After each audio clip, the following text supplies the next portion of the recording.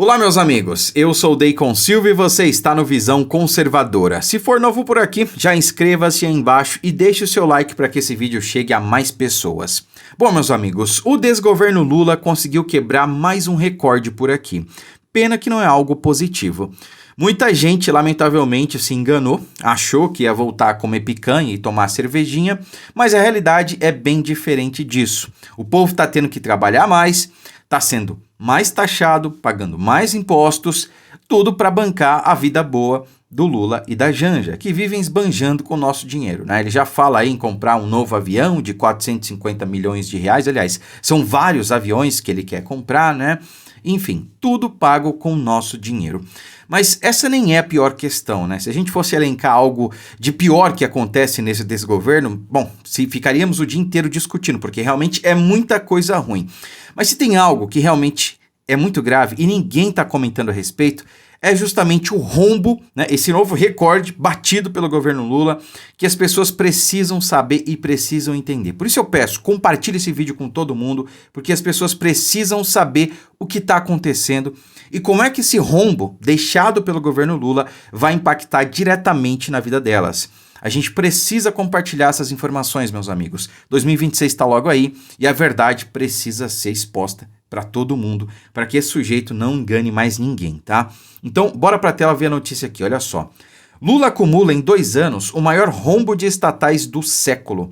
Petista registra déficit de 9,7 bilhões de reais em 2023 e 2024. Somente em 2 anos, né? Lamentavelmente ainda tem 2 por vir. O que representa o maior resultado negativo desde 2002. Ou seja, desde o seu primeiro mandato, Lula agora bate um recorde e consegue realmente jogar lá embaixo o rombo. É algo surreal. Bom, aqui embaixo nós temos uma tabela, né, mostrando que no seu primeiro governo ele deixou aí 42 bilhões de superávit. Isso porque naquela época, 2002 a 2006, o Brasil vivia um boom econômico, né? A China estava comprando até pensamento. Mas com certeza poderia ter sido aí melhor ainda o resultado se o desgoverno Lula não tivesse desviado e roubado tanto, né? Como a Lava Jato acabou mostrando posteriormente, tá? Depois do seu segundo mandato, nós tivemos aqui um lucro menor, bem menor, mas ainda foi um lucro, né? Parece que eles passaram ainda mais a mão, né? Aprenderam a lição. E aí veio o desastre, que foi o governo Dilma I, com um rombo de 7 bilhões e meio, o que já foi maior até então da história. Depois, no seu segundo mandato, a Dilma, graças a Deus, sofreu impeachment e o Temer conseguiu diminuir esse rombo aí, né? Ainda assim, foi um rombo aí de 1,7 bilhões de reais. E em seguida, tivemos aí o governo Bolsonaro, de 2019 a 2022, que mesmo com pandemia, que assolou o mundo inteiro, que fez os índices econômicos de diversos, da maioria dos países do mundo, desabarem, enfrentou uma guerra entre Rússia e Ucrânia que desestabilizou o mercado, né? Fez oscilações aí em commodities, em matriz energética, petróleo e tudo mais, né? Derivados de petróleo. Mesmo com tudo isso, fechou o ano com superávit de 31 bilhões de reais. Isso é impressionante. Mesmo com a natureza jogando contra, mesmo com uma guerra entre Rússia e a Ucrânia, mesmo com a imprensa falando mal 24 horas por dia, mesmo com o judiciário brasileiro dando 24 horas para o Bolsonaro se explicar de qualquer coisa, mesmo como todo mundo jogando contra, Bolsonaro entregou o governo com 31 bilhões de superávit nas estatais. Daí vem o governo Lula 3 e nos seus 2 primeiros anos ele já consegue bater o recorde de todos os outros governos anteriores em prejuízo. 9,7 bilhões de reais.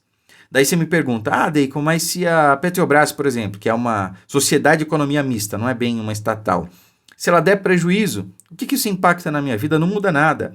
Muda. Se vocês observarem o gráfico aqui, ó, no governo Bolsonaro, foram 31 bilhões de superávit, ou seja, de lucro das estatais, tá bom? Então, nós temos aí Correios, a própria Petrobras, temos aí Banco do Brasil, que também é uma sociedade de economia mista, né? Metade do capital é público. temos a Caixa Econômica Federal, né, já falei. Enfim, temos várias empresas aí que são do Estado ou têm participação do Estado. Quando a empresa ela dá lucro, de acordo com o investimento que o Estado tem, com a participação que o Estado tem, quando eu falo Estado, estou falando do Brasil, né? Aquilo é revertido para os cofres da União. Então você imagina aqui, ó, 31 bilhões de reais. Vamos imaginar que boa parcela desse valor, vamos arredondar aqui, 20 bilhões foram para os cofres do governo federal. 20 bilhões de reais. O que o governo não pode fazer com 20 bilhões de reais? Você pode fazer centenas de hospitais, você pode fazer obras aí de infraestrutura, você pode construir um monte de coisa, você pode investir em muita coisa, ou seja, serviços que vão ser revestidos para a sociedade. É mais investimento. É por isso que o presidente Bolsonaro conseguiu criar o Auxílio Brasil, é por isso que ele conseguiu zerar as contas públicas, é por isso que ele conseguiu aí, mesmo com pandemia, fechar o seu governo no azul. É por isso. Agora, do outro lado, quando você tem aqui um rombo, né? Governo Lula, nesses 2 anos, quase 10 bilhões de reais. Quando a empresa estatal ela dá prejuízo, bom, quem é que cobre esse rombo? Somos nós. Então, ao invés de ter uma verba vindo ali das estatais para ajudar o governo a ter mais recurso para investir em serviços sociais, em qualquer outra coisa, para reverter isso para a sociedade, ele tem prejuízo. E esse prejuízo vai ter que sair dos cofres públicos, ou seja, a gente vai ter que pagar. Então, além de tudo isso, a gente vai ter que cobrir esse rombo aí.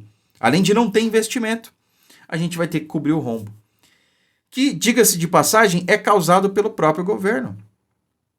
Não é só má gestão. Com certeza tem desvio de recursos, superfaturamento de obra, fraude em licitação, enfim, tudo de ruim. Vocês podem ter certeza. A Lava Jato foi fichinha perto do que provavelmente está acontecendo no governo Lula 3. Então, a gente tem que compartilhar essa informação. Olha como isso vai impactar diretamente na sua vida. O governo Lula está fazendo aí cortes no Bolsa Família. Né? A desculpa não, a gente está enfrentando aí as fraudes. Já está estudando aí várias medidas para tirar benefícios da população. Tudo porque o rombo está aumentando, não tem de onde tirar dinheiro, e a má gestão, aliada à ineficiência e aliada à corrupção, que é inerente ao PT, causa isso. Agora cá entre nós, meus amigos, muita gente realmente foi enganado pelo Lula. Pessoas desprovidas de informação, que moram em lugares remotos, que infelizmente estão à mercê de assistencialismos como Bolsa Família e outros programas sociais, né? É sempre um nome bonitinho, programas sociais, divisão de renda e coisa do tipo. Não, na verdade é o voto de cabresto. O PT institucionalizou a compra de votos. É o maior programa oficial de compra de votos do mundo, que é esse Bolsa Família, que no governo Bolsonaro, inclusive, foi melhorado. Virou Auxílio Brasil, né? O Bolsa Família, ele permite você ficar lá eternamente. O Auxílio Brasil não. Além de dar um recurso maior do que o Bolsa Família dava anteriormente, também dava capacitação para as pessoas, né? Então, dava cursos e dava meios para que ela pudesse arrumar um emprego. Em primeiro momento, ela não perdia aquele Bolsa Família, ou seja, aliás, o Auxílio Brasil, né? Então, era muito melhor do que o Bolsa Família, que simplesmente é resumido em dar ali um dinheiro para a pessoa, ou para a família, no caso, né? Então, essa é a diferença entre o governo Lula e o governo Bolsonaro. Agora, dizer que o Lula enganou todo mundo, não. A mim mesmo não enganou. Eu sabia muito bem o que nos aguardava. E o pior de tudo, tem gente, né, não dá para culpar quem realmente foi enganado, porque teve gente que foi, não tinha acesso à informação, né? A única fonte de informação era a Rede Goebbels de televisão. Mas muita gente sabia o que estava votando, sabia o que estava fazendo com o Brasil e mesmo assim fez. Não, o que interessa é tirar o Bozo. Pois bem, façam ele agora, porque não há outra alternativa.